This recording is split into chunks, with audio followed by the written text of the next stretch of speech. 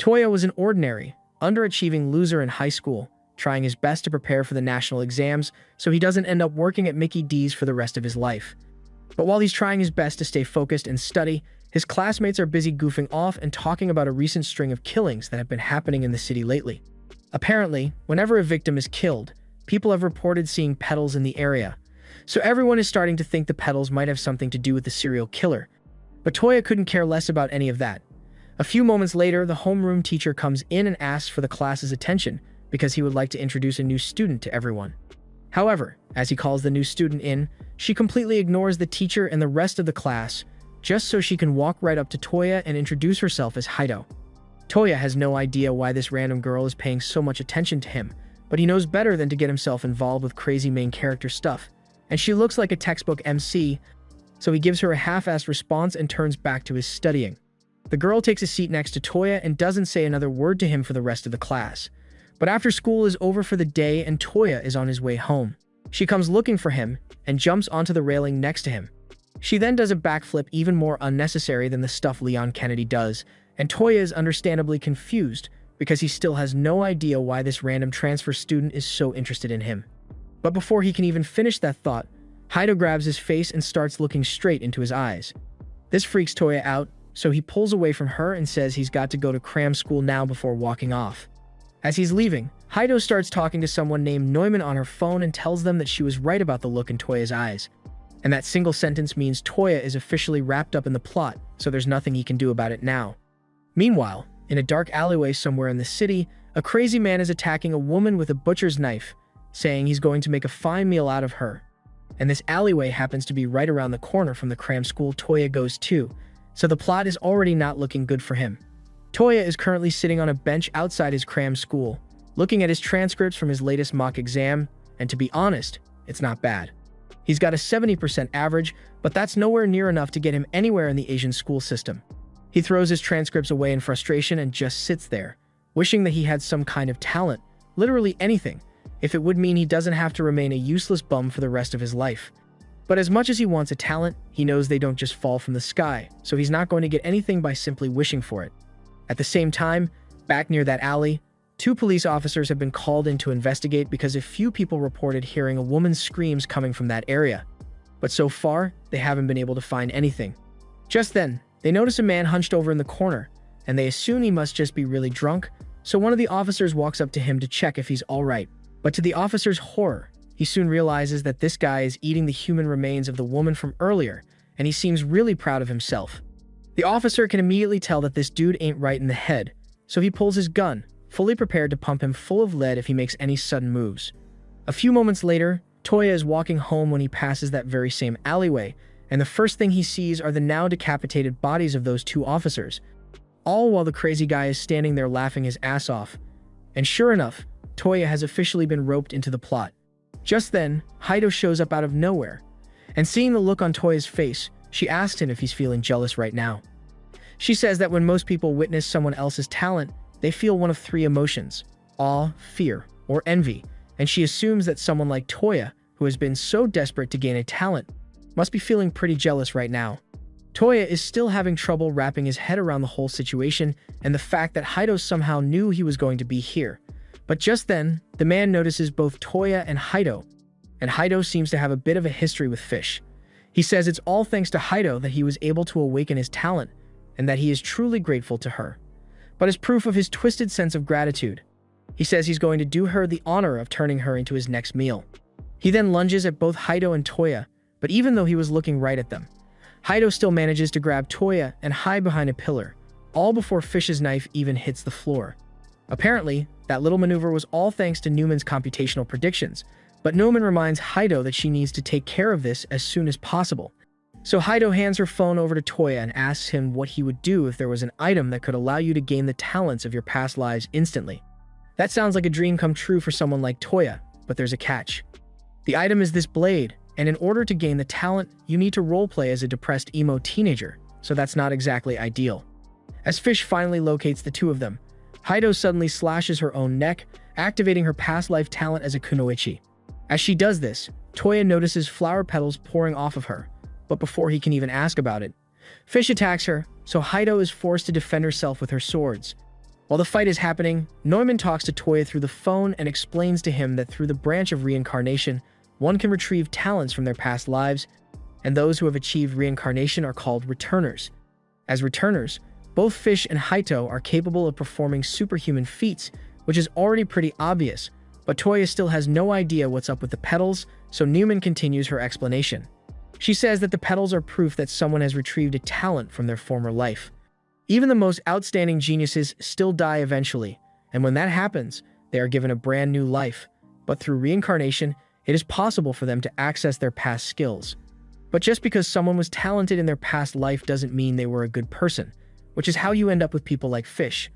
Both good and bad alike are capable of awakening their past life talent, but there's also a chance that you were a talentless bum in your last life, in which case, attempting reincarnation will just kill you. That basically means that if Toya tries to use that thing, there's a good chance he might actually die, so Neumann asks him if he is still just as desperate to awaken a talent. She assumes Toya would get scared and refuse, but it turns out that she severely underestimated how insane he can be. Meanwhile, Haito is still fighting Fish, and Fish says he's disappointed because for someone who's supposed to have the talent of a legendary swordsman, her skills have been very underwhelming. Haito takes offense to that statement, so she decides to bust out one of her ultimate moves, the 8-hued corpse slash. At first, it looks like Fish is prepared for it since he manages to block one of Haito's slashes, but he forgets about the other 7, so a moment later, he is chopped to pieces, and the only thing left of him are his petals, which then scatter into the wind. Once Haito confirms that Fish is down, she goes back to pick up her blade, but then she notices that Toya is gone. She asks Neumann where he went, so Neumann explains that he took one of the reincarnation blades and ran off. Haito looks relieved because she was worried that Toya wouldn't have the guts to do it, but this is the exact outcome she was hoping for, and over in Toya's room, we see him drenched in blood after slicing his own neck. As he passes out, he has a vague dream about a mysterious white-haired man, and the next time he opens his eyes, it's already morning, and Haito is sitting in his room with him. He asks her what she's doing here, but then he sees his hand covered in dried blood, and that's when Haito tells him that he has successfully become a returner. He did do a lot of moaning and groaning in his sleep, though, so she asks him what that was all about. A little while later, Haito and Toya are sitting on a park bench, and Toya explains that he used to have an older brother who was good at everything. Everyone swarmed around him because he was a prodigy with a bright future, while Toya was left neglected because he was painfully and completely average. Everything he did was compared to Sia's exceptional performance, and just because Toya didn't win a gold medal in a foot race at 6 years old, his father called him a disappointment. Ever since then, Toya has been desperate to live up to the standard that Seiya had set, but for all the talents that Seiya had, he basically rolled a nat 1 on his health stat, so he eventually got sick and died. Toya's parents blamed him for Seiya's death for some reason, and that ended with him getting kicked out of the house, so he has been trying to get back at them by gaining a talent of his own to prove them wrong. Haito now understands why Toya was so desperate to get a talent, but desperate is an understatement because Toya literally tried every skill out there, and he was never any good at them. Haito says she understands how Toya feels because in a way, she's just like him. Toya is a bit confused by that statement, so he's about to ask her what she means by that, but before he could do so, she suddenly receives a message from Neumann asking her to come over. A few minutes later, they arrive in Neumann's room, and just by looking at the place, you can tell that Neumann has never touched grass before, mostly because she can't walk. Toya recognizes her voice as the one from the phone yesterday, and Haito asks Neumann where everyone else is because it's awfully empty here. Neumann explains that all the others are currently out on missions to defeat evil returners. After all, that is their main mission, here at the Forest of Greats. She explains that since evil returners are bound to pop up every now and then, it is their duty to eliminate them as soon as possible before they cause harm to the public like Fish did yesterday, and she expects Toya to join the fight. Toya seems very cooperative for someone who has just been told that he needs to kill other people, and on his first official assignment, he will be accompanied by Haito to take down an evil returner named Vlad. However, Neumann says she doesn't want them to kill him right away. That part is a little confusing for Haito, since killing evil returners is her job, but Neumann says she wants to gather some information on Vlad's talent, so they just need to keep him busy for 10 minutes, and after that, they can kill him. She also mentions that the mission will be on hold until 2 days from now because they still need to test out Toya's returner ability. So later that night, Toya heads out looking for an opportunity to use the ability. At one point, as he is walking down the street, he spots a burglar who had just stolen a girl's bag, and she is currently chasing after the thief. So Toya decides this is the perfect opportunity. Ironically, Toya's talent is called Right Arm of the Thief, and as expected, it's a stealing talent. So as the burglar runs past him, Toya is able to reach into the girl's bag and grab all her stuff for her.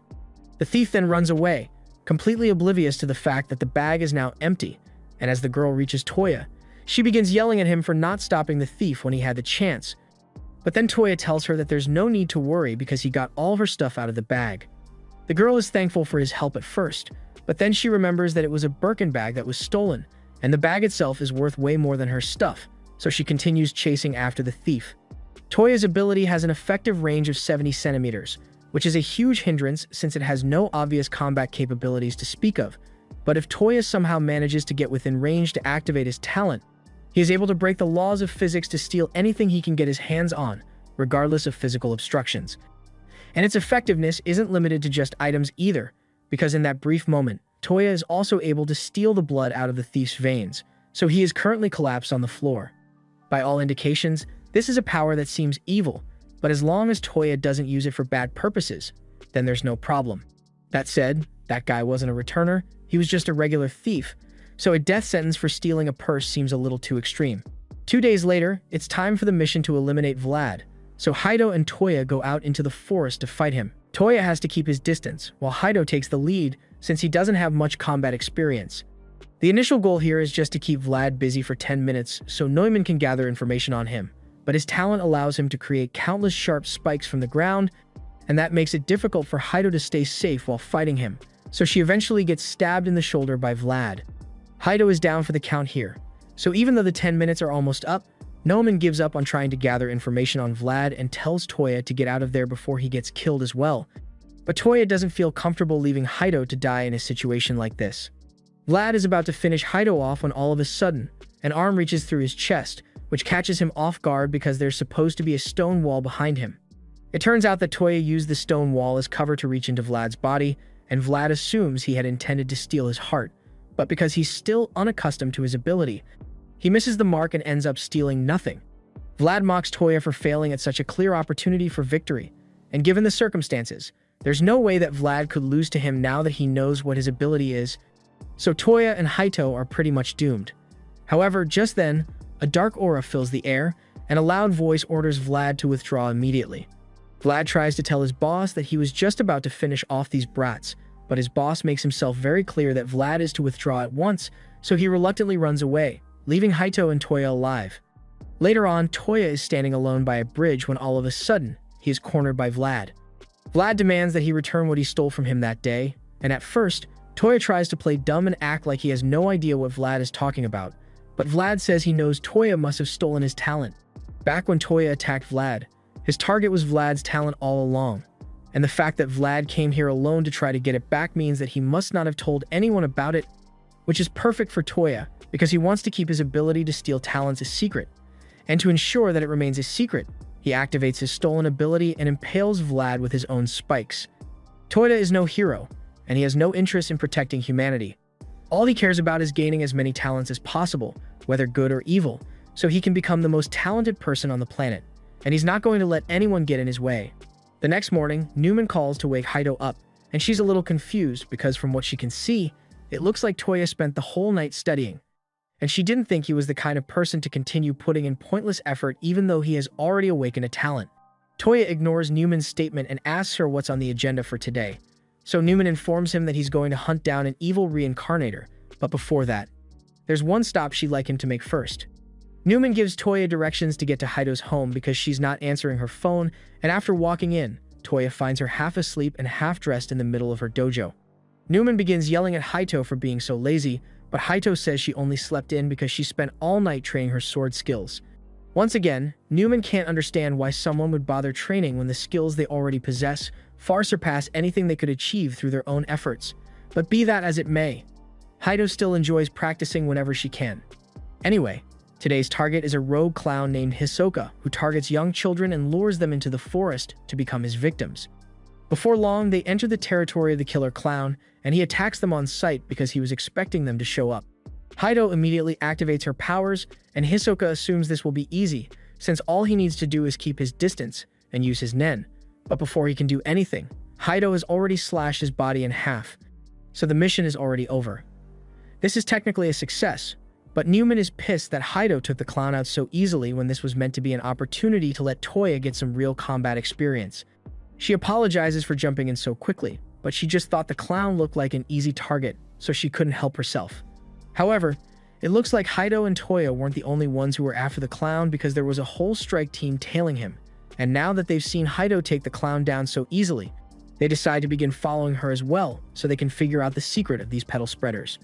Later that night, Haito is hunting down another evil reincarnator, but all of a sudden, a bunch of apples drop in front of Gin, and a second later, he is forced to the ground by a tremendous force. Gin struggles a lot, but he eventually manages to slip out of the gravity field to continue running away, and the Newton reincarnator is really impressed that he managed to overcome that much gravity on his own. Since the guy is on the run again, it's up to the Einstein reincarnator to stop him, so she uses the theory of quantum mechanics to teleport right next to Gin, and then teleport his arm off his body. Once Einstein returns, Newton congratulates her on a job well done, but asks why she didn't just teleport the guy's head off to finish it quickly. However, she says killing targets is the soldier's job, so she didn't want to steal his thunder.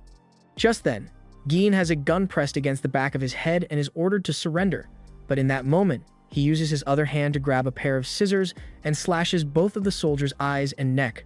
Gin is sure that should have been enough to kill the soldier, but a moment later, he gets shot in the chest because the soldier isn't an ordinary man, he's the undead soldier reincarnator, so he literally cannot die.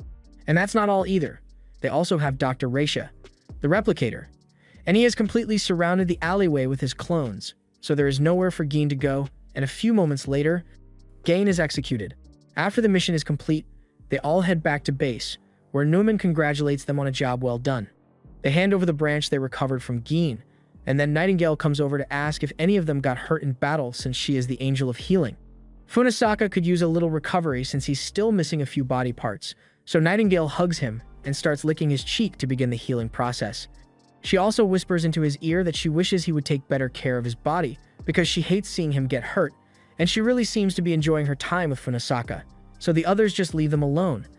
As for Toya, while the others were out on their mission, he was busy sorting through the tangled wires of Newman's setup, and Haito is surprised that he's willing to do chores like this even though he finally has the talent he was so desperate for. But Toya says he just happens to enjoy doing little tasks like this, and Newman is grateful for his help because she couldn't get anyone else to help her with it. Newton has heard a lot about Toya from Newman, so he's excited to finally meet him, and normally they would do a formal introduction, but everyone else is already doing their own thing, and Nightingale is still kissing Funasaka, so they'll have to put the intros on hold for now. Later that night, Toya and Haito are walking home together, but just then, Toya notices that the lights in his apartment are on, which is odd since he lives alone, so he and Haito head up with caution to figure out what's going on. Once they get inside, Toya finds an old friend of his, Itsuki, sitting in his room. Itsuki starts talking about how Toya looks exactly the same even though it has been ages since they last saw each other. And seeing that Itsuki is one of Toya's friends, Haito decides to introduce herself. Toya mentions that despite how he may look, Itsuki is actually exceptional when it comes to martial arts, so much so that he was hailed as a child prodigy right alongside Toya's brother. And he is currently the head of a special forces unit in the military. He's not a bad guy, but Toya thinks he's really annoying because he takes every chance he can get to brag about his achievements. After settling down, Toya asks Itsuki what he's doing here, so he explains that he heard that Toya had been skipping school a lot lately, so he was concerned that something might have happened to him. But it looks like he was worried for nothing because he assumes Toya has just been busy with his new girlfriend. He honestly didn't think Toya had it in him to bag such a pretty girlfriend, and even though Toya tries to explain that he's got it all wrong, Itsuki thinks he's just embarrassed, so he tells him there's no need to hide this kind of thing from him since they've known each other for so long. Hearing that gets Haito curious, so she asks just how long they've known each other, and Itsuki takes out a picture from several years ago to show her. The picture was of Itsuki, Toya, and Sia, and since the three of them spent so much time together back then, Itsuki views Toya as his own little brother now. He always thought Toya and Seiya made an adorable pair because Toya always did everything in his power to catch up to Seiya, and Seiya would often slow down a little so he wouldn't leave Toya behind. He wonders how Seiya would react if he were here to see that his younger brother got a girlfriend. Though now that he thinks about it, Seiya never really paid much attention to little details like that, not because he didn't want to, but rather because he never had the time to since he was so busy.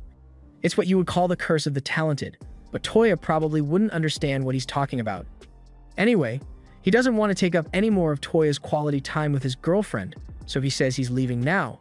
But Toya can't stand the fact that Itsuki still thinks he's talentless, so he stops him and announces that he finally has a talent of his own. Toya then activates his powers, and rather than being shocked, Itsuki looks pissed because he already knew about the reincarnators and how they work, and he's disappointed to find out that Toya really is one of those losers who rely on power they didn't earn. Haido gets offended and yells at Itsuki to take that back while holding him at sword point, because she says he would never understand what people like her and Toya had to go through before getting these powers. However, Itsuki says that just sounds like excuses a useless loser would make. Hearing Itsuki call her useless sends Haito over the edge, so she attempts to slash him. But Itsuki's martial arts talents are no joke, so he easily evades her attack and knocks her feet out from under her before pinning her to the ground. He tells her she's lucky that she's Toya's girlfriend, because otherwise he wouldn't have taken it so easy on her after a stunt like that. And Toya can't even be upset about what happened because Haito did try to kill Itsuki just now. As Itsuki is leaving, Toya admits that using the reincarnator power was indeed a cheap shortcut, but he plans to use this power to gain talents of his own so he can one day surpass Seiya, and hearing that, Itsuki leaves without saying much. Outside, around the corner, a group of Special Forces units were lying in wait because the real reason for Itsuki's visit today was to confirm if Toya really was one of the reincarnators, but even though Toya had confirmed it, he still tells the unit to fall back because he doesn't want to hurt his friend. Dr. Yoshiki is disappointed to hear that Itsuki doesn't intend to capture those two because he was really hoping to get some new samples of the reincarnator petals, but Itsuki tells Yoshiki that he already has more than enough samples, so no one is allowed to engage here. Meanwhile, back in Toya's room, Haito is sulking in the corner because not only did she lose her cool, she also got absolutely manhandled even with her talent activated. Seeing Haito so depressed, Toya finally understands what she meant when she said she is really similar to him. She explains that before obtaining her talent, she was an ordinary useless girl. So useless, in fact, that she was abandoned at birth. She grew up in an orphanage, and kids who live in orphanages are pretty mean, so she was constantly bullied, especially since her hair was a different color. She cried herself to sleep every night, and the staff didn't care enough to do anything about it, so they all just pretended they didn't notice. However, one day, she was taken in by a kind man who took her to his dojo and promised to train her. Haito was happy to finally have a place to belong, but because the family was built on long-standing rules and traditions, there were many who were against the master taking her in, but he didn't care about their objections and took Haito in regardless. He gave her all the love and attention she could ever ask for, and Haito wanted to repay him by working hard to master the sword, but no matter how much she trained, she could never improve because she had no talent for the sword. She desperately wanted to gain talent so she could make her father proud, and that's when she heard a rumor that a branch of reincarnation could allow her to awaken a talent. She searched all over the place until she eventually found one and awakened the sword skills of Musashi. But in her excitement to show her father her talent, she went too far and nearly killed him. He managed to survive, but he was left crippled and unable to hold a sword ever again, so the dojo was shut down, and the family kicked her out for what she had done. She doesn't want to let things end this way, so she plans to make things right by becoming a full reincarnator and reopening the dojo for her father. But this is the first time Toya has heard of a full reincarnator, so he doesn't know what she's talking about. Meanwhile, Itsuki and Yoshiki are driving back to base, and Itsuki really wishes he could have skipped that reunion because he didn't mean to say all that stuff back there, but he really is disappointed that Toya ended up this way. And what makes it even worse is that all this is exactly what the prophecy they received talked about, so things will only go downhill from here. Back at Toya's house, he asks what a full reincarnator is supposed to be, and Newman chimes in to explain that everyone back at the Tree of Greats is a full reincarnator, except Toya and Haito. The main difference is that while Haito and Toya have a limit on how long they can use their abilities, the other full reincarnators have no cooldown at all and are always in their talented form. This state can be reached by using your talents more and more in battle until you simply don't return to normal, and despite how sketchy that sounds, that's exactly what Haito is aiming for, because the only way she'd be able to face her father again is if she were to go back as Musashi Miyamoto. Later that night, Toya calls Haito out to the school because he has something he wants to show her. First, he makes her turn her phone off so Newman won't be able to listen in, and once he's sure it's safe, he reveals that his talent allows him to steal the talents of others. Haito tells Toya she's impressed because his talent is really useful, but Toya asks her if she's sure she wants to be celebrating this, because in the pursuit of talent, he would no doubt target his friends if it was necessary. However, something like that doesn't bother Haito because she would do the exact same thing if she was in Toya's shoes. She's rooting for Toya to do the best he can, but she's also a little annoyed, so she pushes Toya against the wall and asks him why he hasn't tried to steal her talent yet. She knows the relationship wouldn't stop him from doing it if he wanted to, so it must mean that he thinks her talent isn't worth stealing, and she's totally right. She won't deny that her talent isn't great right now, but she swears that she is going to train it until Toya is forced to acknowledge that it is a great talent and try to steal it from her. Toya understands what she's trying to say, so he promises to amass a collection of talents worthy of rivaling her in the future, as the two of them have now formed a bond as rivals. Once Yoshiki and Itsuki make it back, they immediately confront the seer they captured because, as much as Itsuki hates to admit it, everything the seer prophesied came to pass, right down to Toya revealing his powers to Itsuki using one of those blades. Yoshiki has attempted to analyze the blade to see what it's made of, but so far, they haven't managed to come up with anything, which is why they plan to get the answers they want out of the seer, one way or another. The seer finds the threat of torture to be funny. While they may be a specialized black ops unit, especially Itsuki, who possesses talent on par with the greats of history, they are still no match for what's coming. After all, they are just humans bound by the laws of physics, unlike the reincarnators. He chose to let them capture him in the first place, so there's no way they could hold him against his will even if they wanted to, but he does agree to give them some information. First, he tells them that he's about to get up and walk out of this room completely unharmed, and second, that his king is going to bring back the calamities of old. As he says this, the chains binding his hands snap off, and all the soldiers immediately begin firing in an attempt to suppress him, but after the dust settles, he is still perfectly fine. Itsuki then lunges forward and slices the seer's arm clean off, mocking him for claiming he could make it out of here unharmed, but to his shock, the seer still has his arm attached to his body, as if nothing had happened, so he really was unharmed. The seer then casually walks away, but this time, Itsuki tells his men to leave him alone because it's clear that none of them will be able to stop him without casualties. The seer says that was a smart move because he pretty much saved the lives of his men, but before he leaves, Itsuki asks him to at least answer one question. He wants to know if, when the seer mentioned a king, he was referring to the leader of some kind of returner alliance. However, the seer tells him it's nothing like that. There are some returners who have formed some kind of alliance, like the Tree of Greats group, but in his case, he is simply a humble servant of the King of Returners. Meanwhile, back at the Tree of Greats, Newton is telling everyone about how he was nearly jumped by a second returner while carrying out an extermination. Newman asks if he can give her any details on what the returner's power was or what it could do, but Newton doesn't really know how to explain it. The best way he can describe it is that it was like a black fog of sorts, and upon hearing that, Haito and Toya realize that it must be the same guy who interfered in their battle against Vlad. Newman and Ein seem especially disturbed when they realize who it is, and a few moments later, just as Newton is about to ask what's wrong, the man himself appears on all the screens in the base. He cheerfully greets everyone there and mentions how wonderful it is that they have gained some new friends, but he's going to have to destroy this little gathering. Their motto is that those with talent are obligated to use it for the benefit of the world, and those who don't agree with that rule must be eliminated. But the king thinks that's an idiotic rule, because talent should be a thing of freedom that you can use any way you wish, which is why he is going to get rid of them, so he can move forward with his plan. After that, the king disappears, and Newton is left really confused because he doesn't understand what just happened. He asks Newman who that guy was, but she's too preoccupied to answer him because what just happened proves that the king really is the mastermind behind all the evil returner activity that's been going on lately.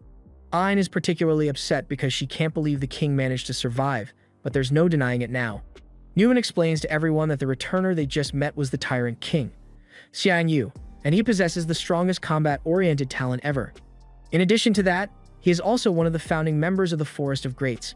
The others were never told this before now, but the Forest of Greats wasn't always as large as it is now. It used to only consist of 5 members, including Xiang Yu, and they had a leader who believed that talents should be used for the betterment of the world, which is why the mission of the Forest of Greats became centered around helping humanity. However, Xiang Yu was a king who thrived on tyranny, and he couldn't stand the boredom of helping people, so he betrayed the group and killed their leader.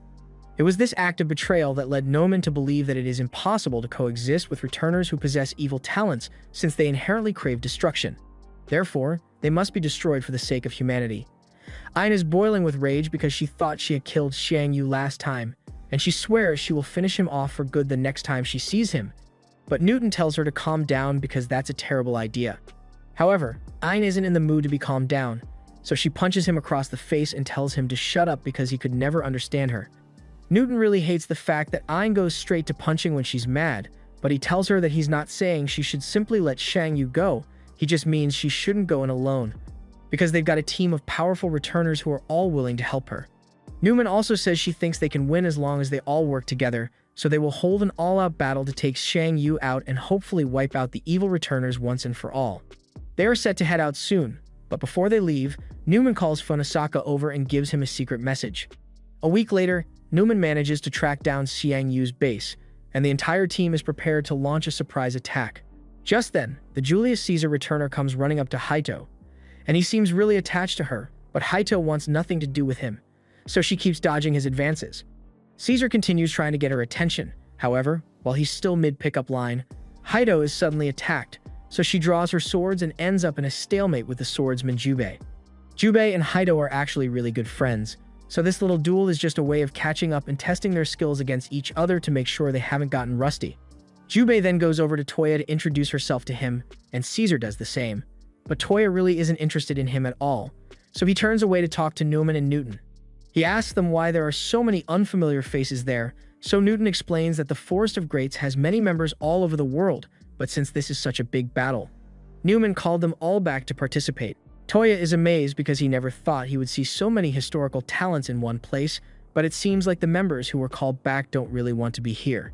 People like Charles Darwin think the evil returners are doomed to face destruction by their nature, so it would have been better to just take them out individually rather than have an all-out battle, and Bobby Fischer agrees, along with Schrödinger. Toya doesn't know much about these people, but he can tell that they don't seem like the kind of people who work well together as a team. However, that works out perfectly for him because he doesn't care about winning or losing. All he wants is to steal as many talents as possible amidst the chaos. Once everyone has settled down, Newman informs them all of the plan, and basically, they all have to attack along 3 predetermined paths. So Toya is trying to decide which route he should pick to maximize his talent hunt. But just then, Funisaka announces that he would like to pair up with Toya and Faber to head down the Earth path, and that throws a serious wrench in Toya's plan because he can't steal any skills without getting caught if he has teammates nearby. He asked Funisaka why he wants to pair up with someone like him of all people, and Funisaka simply says he has taken an interest in Toya recently, and Toya can't think of anything to say to weasel his way out of this without seeming suspicious. As the mission is about to start, they all gather by the front gate, and Newman warns everyone to be careful because they are going to be facing some of the strongest villains in all of history. Haito and Jubei are chosen to step up and lead the charge, and as Haito passes Toya, who is clearly still panicking over getting paired, she tells him she will be much stronger by the time he reaches the castle doors, that he will have no choice but to try to steal from her. After that, Jubei and Haito break down the front gate and charge in, so it's time for the rest of the team to join the action as well. The Wright sisters both fly into the air and carry one of Newman's satellites so she can begin running her calculations, and while she's doing that, the teams make their way into the compound. As Toya is running with Funisaka, Funisaka can tell that he seems upset about something, so he assumes that Toya must be worried about Haito. After all, those two seem pretty close, so it's natural to assume that they are a couple. Toya is caught off guard a bit by what Funisaka just said, but he clarifies that there's nothing special going on between him and Haito. However, on that note, he has been wondering if there's something going on between Funisaka and Nightingale, because things get really inappropriate whenever the two of them are together.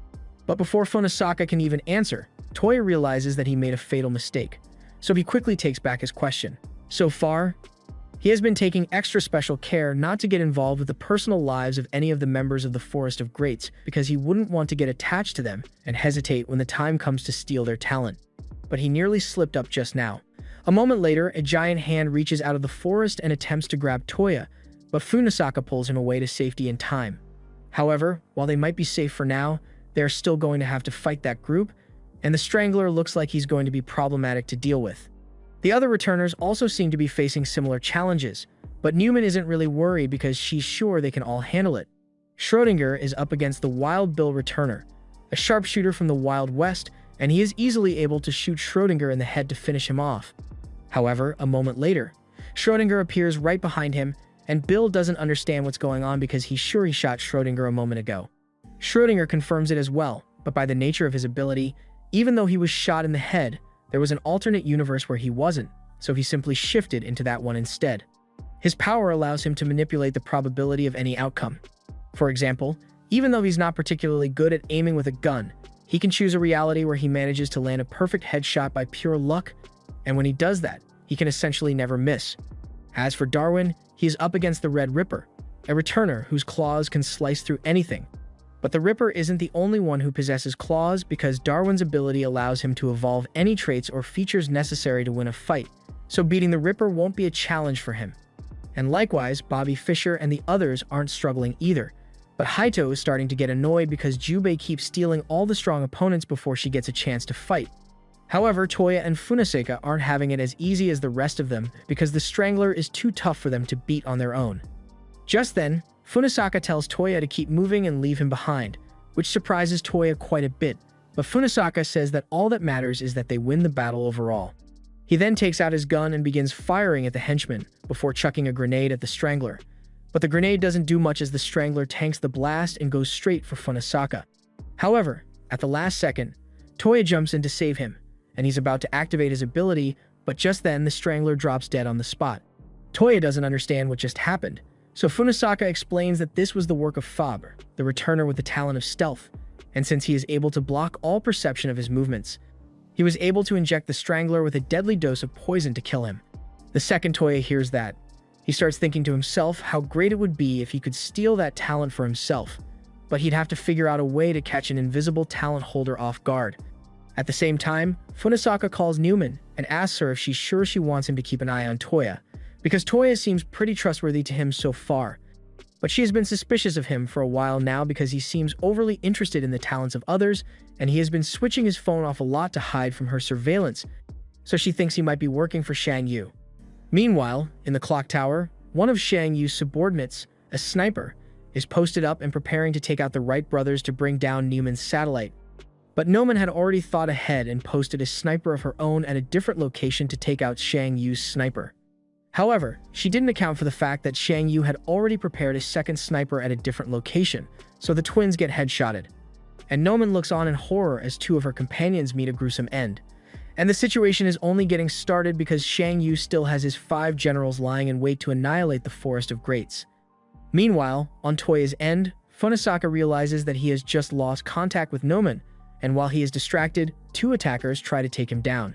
However, Toya steps in and uses Vlad's power to stop them, but Funasaka recognizes the power as one of the evil returner's abilities, and that makes him suspect that Toya really is a spy.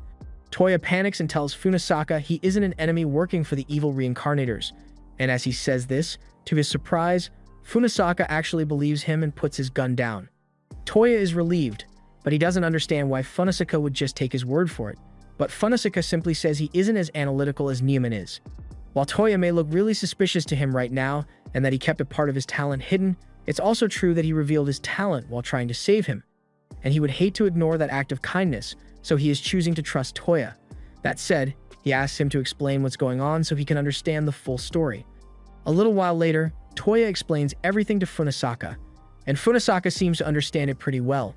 Toya is collecting talents with the goal of surpassing his brother, Seiya, and he can understand why Toya would keep something like that hidden because Newman would blow a transistor if she found out about it. Funasaka then turns to Toya and tells him he has his support in his endeavor to collect talents, and this comes as a huge surprise to Toya. Funasaka then adds that of course he's not willing to give up his talent to Toya, but aside from that, he doesn't really care all that much because he has taken a liking to Toya. Toya still doesn't get why Funasaka is being so understanding, but Funasaka tells him they had better keep moving for now. Funasaka knows that humans are contradictory by nature, and though Toya may not have even realized this about himself, he is just as soft-hearted as he is greedy for talent. After all, he didn't hesitate to reveal his talent in order to save him or explain what was going on when asked. And that contradictory nature is proof that Toya is indeed still a human, so he couldn't possibly be a spy. Just then, Toya stops and asks Funasaka if there's a reason he chose to become a returner, and there probably was a reason. But Funasaka apologizes and tells him he wouldn't know what that reason was because he doesn't have any memories from when he was still a human. Meanwhile, over with Newman. After the Wright brothers were killed, the others immediately get into position to defend Newman because if she gets taken down, then the Forest of Greats is done for. One creates several clones and gets in front of Newman to form a human shield, but he gets mowed down immediately by heavy gunfire. And Haya realizes that there must be another sniper at work here. so she needs to take them out before they get Newman. At the same time, Toya and Funasaka finally make it to one of the castle gates, but just as they are about to make it through, the gate is suddenly blown up by one of the evil reincarnators. Toya manages to get out unscathed since he hid behind a piece of rubble, but Funasaka did get hurt, though it's not like it matters since he's immortal. The enemy then complains that Funasaka took so long to get here, and Funasaka tells Toya that he can sit this one out because he knows that guy only wants to fight him. After all, he is none other than Rudel the Phoenix. Meanwhile, Heiha has finally located the enemy sniper, so she activates her ability and draws him into her White Hell duel grounds. She is sure that it should be no problem to take this guy out. However, when she tries to take aim at him, she realizes she can't see him anymore. And a moment later, the man grabs the barrel of her sniper. He then casually gives her a few pointers, explaining that her barrel is way too long because it leaves her defenseless in close quarters battles, but Heiha had never been concerned about that because no sniper would ever get into a close quarters battle intentionally. Just then, she realizes that this man must be the legendary sniper, Hathcock, and even though Hathcock could finish the battle right here, he offers to give Heiha another chance. So he says he will move another 2,000 feet away so they can have a proper sniper duel. But before he leaves, Heiha calls out to him and asks why he is working with the evil reincarnators when he is a legendary hero, and Hathcock says she will understand after they complete their duel. Back on Toya and Funasaka's end, Toya asks why Rudel would be working with the evil reincarnators since he's supposed to be the renowned pilot of the Luftwaffe, and according to history, Rudel certainly wasn't evil. Just then, Rudel fires a shot at Funasaka, blowing off a portion of his face, but Funasaka returns fire and strikes Rudel in the face. However, just like Funasaka, Rudel's ability grants him immortality, and that's not all he can do. Rudel then drops a ton of bombs right on top of Funasaka, and Funasaka's body is blown to bits, but he regenerates a moment later so he can continue fighting. Rudel is intrigued that Funasaka's version of immortality works by self-regeneration, but Funasaka instead pulls out all the guns he's got in his arsenal, and Rudel does the same. Toya is currently staying hidden to keep himself from getting caught in the crossfire, and in theory, since both of them are immortal, they should be evenly matched. But the main problem here is the difference in firepower. Funasaka only has firearms and grenades at his disposal, but Rudel has a much more powerful machine gun, as well as his bomb rain, and it's keeping Funasaka from making any sort of progress. The only person who could potentially turn the tide in a situation like this is Fob, but Fob is currently lost in the forest because the navigators aren't working anymore. Just then, he happens to come across two evil returners sitting in the middle of the forest, and he thinks he might as well take them out since they can't defend themselves against someone they can't see. However, to his shock, the big guy charges right towards him, and he doesn't understand how this is possible since he should be completely hidden from detection. The person in the chair is Hitler, and he possesses the ability of Mastermind, which is why he has already deducted the abilities of all the members of the Forest of Greats. And as for how he knows where Fabre is, his ability hides all sounds and smells coming from Fabre's body, but since this forest is full of decay from Polt's ability, the lack of smell in Fabre's location gives him away, and with Fabre's primary advantage pretty much rendered useless, Polt proceeds to squish him into the ground. Meanwhile, Funasaka and Rudel are still fighting, and neither one of them has made much progress due to their respective immortalities, so Funasaka falls back and regroups with Toya. He tells Toya that there's nothing he can do here since Rudel's offensive capabilities are superior to his own, but Toya can tell that Funasaka seems to be enjoying himself. Funasaka doesn't deny that since this battle is pretty fun, but the way he sees it, there's no way they can win as things are now. Toya asks if it's going to be a stalemate then, but Funasaka tells Toya that there's a limit to how much a returner can use their abilities, even with something like immortality. So with Funasaka suffering most of the damage in this fight, it's only a matter of time before he hits his limit. Meanwhile, Heiha is still dueling Hathcock in her domain, and she's excited to finally have a decent challenge, but then she sees Hathcock come out from his cover with both arms raised. She can't believe what she's seeing because she never imagined that someone as skilled as Hathcock would surrender so suddenly, but Hathcock never intended to surrender in the first place. He was merely walking forward so he could get Heiha within the range of his one domain, and once he's close enough, it turns from nothing but snowy tundra to a snow-covered jungle. And this is where the real fun battle begins for both of them. Meanwhile, back in the forest, Newton and Ayn are walking together, but Ayn is absolutely terrified because she can't use her teleportation ability at all in this place. Just then, she hears a noise coming from the bushes nearby, so she clings onto Newton for dear life, but on a second glance, she realizes that it's just Darwin. However, Just as she is about to yell at him for jump-scaring her like that, Darwin collapses into a puddle of goo right before her eyes. Ain is about to scream in terror, but Newton covers her mouth because if there's someone in the forest strong enough to take out Darwin, then they are likely still nearby. And Newton was right about that because Hitler and Polt are right around the corner. Hitler thinks it was a bit conceited for Darwin to call his ability evolution when all it did was grant him the characteristics of pre-existing animals, so he wasn't very difficult to beat. But that aside, Hitler asks Schrödinger how long he intends to keep hiding behind that tree. Schrödinger has been here for a while now, but he hasn't made a move yet because every option he can think of has a 0% chance of success, so there's literally nothing he can do. He eventually gives up on trying to use his ability and just wings it, aiming his gun at Hitler. But that didn't work because Polt squishes and rots him into goo in an instant. Immediately after that, a sword is thrown at Polt, but he manages to catch it and rot it as well. The sword came from Bobby Fischer, and he's a little disappointed that his surprise attack didn't work on Polt since he was hoping to finish him off as soon as possible. Hitler knows all about Fischer and his ability to summon chess piece warriors, but hearing him say this catches Fischer off guard since he doesn't understand how Hitler could possibly know about his talent. And worse yet, Hitler has a perfect counter for every move Fischer makes because he knows what each and every piece does, so Polt is able to destroy them with ease. If this were an actual chess match, then Hitler admits that Fischer would have won, but in the real world, the strength of your piece matters just as much as your strategy. And Polt over here is way stronger than anything Fischer can create. Now that Polt has killed Fischer, Ain is really starting to panic because she can't think of a single way she could beat Hitler, especially since he just took out 3 powerful returners and seems to know everything about them. Newton can see that Ain isn't in the best state of mind right now, and judging from what they have seen Hitler do so far, Newton is sure that he must know they are here already, so he steps out and tells Ain that he will handle all the fighting for her. As soon as Polt has eyes on Newton, he plunges his fist into the ground, sending a wave of rot right towards Newton. Newton manages to leap into a tree to avoid getting dissolved, and he knows he said he was going to handle all the fighting, but he honestly can't think of any way to beat this guy right now. Just then, Polt somehow figures out where Newton is hiding, so he destroys the tree, and Newton is forced to go on the run. He doesn't understand how Polt was able to find him so quickly since that was a great hiding spot, but Hitler tells him that there's no point hiding because his mastermind ability is an all-knowing talent, which is exactly why he knows that Ain is hiding behind that tree over there, and that her ability is translocation, which allows her to move regions of space with herself inside to teleport. However, the fact that she hasn't teleported away yet means she can't use her ability right now, and the reason for that is because she is only able to teleport between locations that she has physically registered by walking there on foot. Hearing Hitler so accurately describe her talent sends shivers down Ain's spine, and Newton can tell that she is terrified right now. But just then, he notices a little weasel on the ground, and when he picks it up, he spots a symbol on its stomach, which reveals the truth behind Hitler's talent to him. With this info, he is able to blindside Polt just as he was about to grab Ain, and this gets Hitler's attention because there's no way Newton just randomly attacked from Polt's blind spot, so he must have realized the truth behind how this technique works.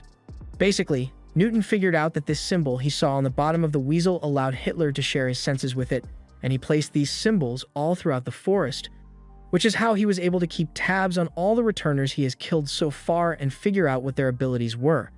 And as for how he knew Ain's ability even though she never used it in the forest, Xiang Yu probably told Hitler all about it since he knew Ain back when he was part of the Forest of Greats. Hitler is impressed that Newton managed to figure out the truth behind his abilities so quickly, and he compliments Newton on how talented he is. But just because he has figured out the trick doesn't mean it changes their situation. After all, there's no way they can get rid of all of the marks that Hitler has placed throughout the forest, so their only choices are to either run away or die in battle against Polt. However, Newton still has one trick up his sleeve. Since he hasn't used his ability at all since he entered the forest, that means Hitler doesn't know what it does and hasn't made a counter-strategy for it yet, so as long as he can find an opening to attack, he still has a chance.